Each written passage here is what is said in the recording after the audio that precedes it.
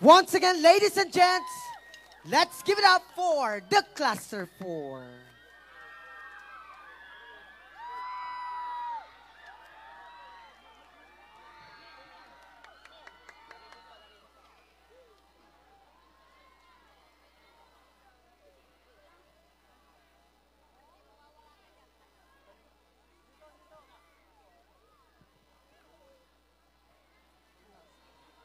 Ang pagsalin sa tradisyonal na paraan ng pagluluto ng puto sa bagong henerasyon ay malaga upang mapanatili ang yaman ng ating kultura.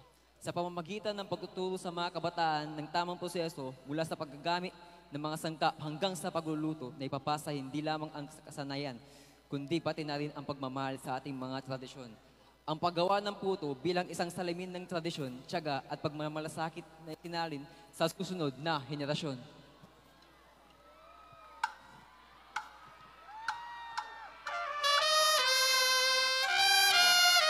Apo, dito na ako lumaki sa lupain na ito. Ang ating malawak na lupain, ang bumubuhay sa ating pamilya. Sa ating mga tuloy, nakukuha ang malulusog na buti na bigas na ginagamit sa pagluluto ng masarap na puto. Talaga po ba, Lolo? Dito po pala nagmumula ang pangunahing sangkap ng puto. Ang galing! Oo, Apo, halika at punta natin ang lupang sinasaka.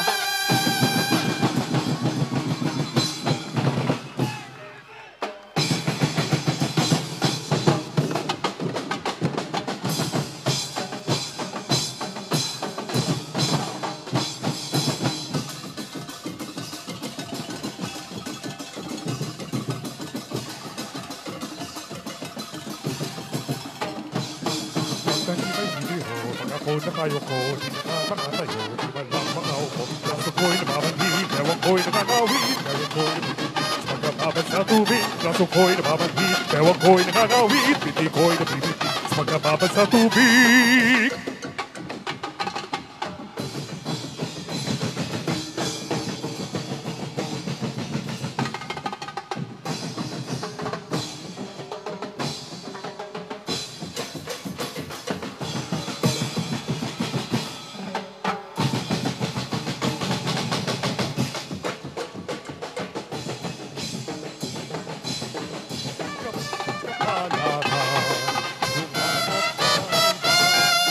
Ako'y ibigin mo, lalaking matapang, ang pari ko'y pito, ang sunday ko'y siyam, ang lalakarin ko'y pati ng tinulang, isang biging pansit, ang aking kalaban, kapos kapalaran, humanap ng iba.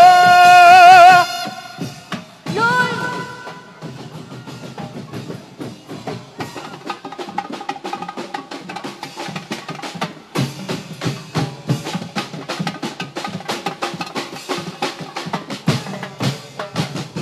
Lolo! Lolo! Oh, bakit, Apo? Maaari na pong anihin ang ating mga palay!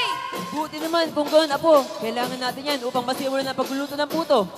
Lolo! Bakit importante ang bigas sa paggawa ng puto? Kanatayan, Apo, kapag ang bigas ay malinis, buo at may tamang kalidad, nagiging magis at malambot ang galapong. Yan ang ginagamit natin para sa puto. Ang magandang bigas ay nagbibigay din ng tamang lasa. Kaya kahit wala masyadong asukal, matamis pa rin ang magiging lasa ng ating puto.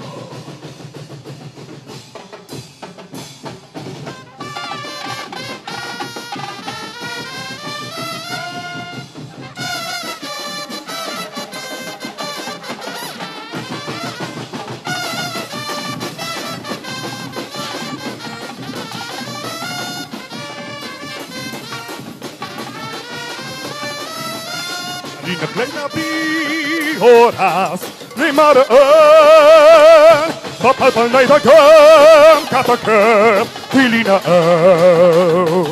Samit ay kugip kon, pinanmonan kung tampol. Lapon sa'y linggas mo, sikal-sikay ang mamaywan.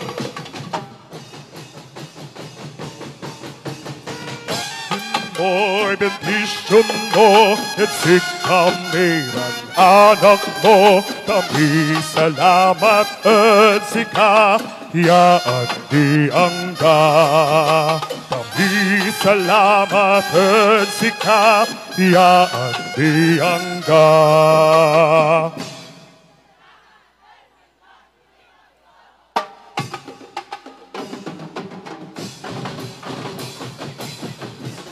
Magluluto na tayo ng puto, Lolo! Ang saya nito! Lolo, bakit po kayo marunong magluto ng puto? Natutunan ko ito sa lola mo. Hilig siya magluto ng mga kakanin. Sabi niya, na ang puto daw ay hindi na pagkain, kundi pagsasama-sama din ng pamilya. Wow! Kaya po pala tuwing may handaan, laging may puto!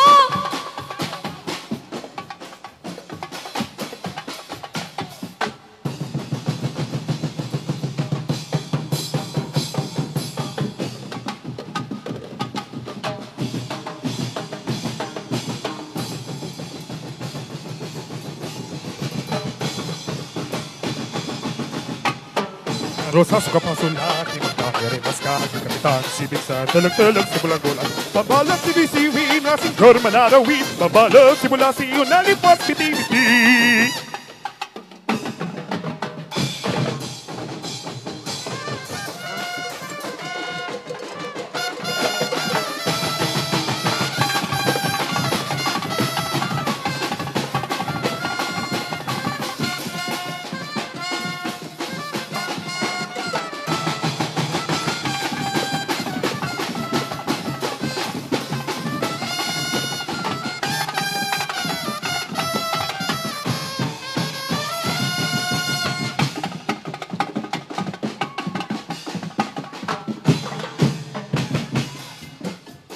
Oh, tingnan mo, Apo.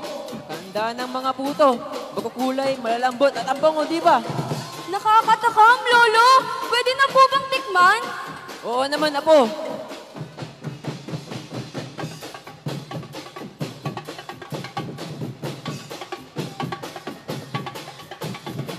Napakasarap po, Lolo! Ang galing niyo talagang magluto! Salamat, Apo. Alam mo ba, sa bawat putong niluluto ko, hindi lang ito basta pagkain. Ito'y bagay ng ating pamilya, ng ating tradisyon. Ngayon, gustong ikaw na magpatuloy ng sinimulan ko. Dalhin mo ang pagmamahal at sipag sa bawat puto na lulutuin mo. Opo, Lolo! Pinapangako ko yan sa'yo! Masamit supot na nakalasyaw, lalot na tatatawa, nakasala. Mainam ako na diskola, sabay mandino na. Sakwet na sabay mandino na, sakwet na sabay maligat na.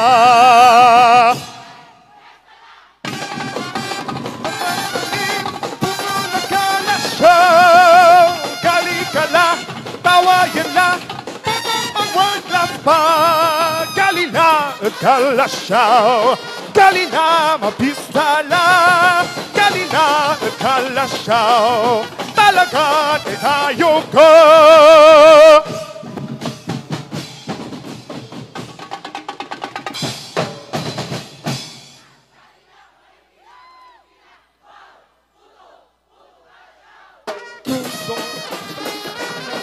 Nagkanalingwanan, luyan ko na ialakan, di pagkatanyaman. Luyan ko na ialakan, di pagkatanyaman.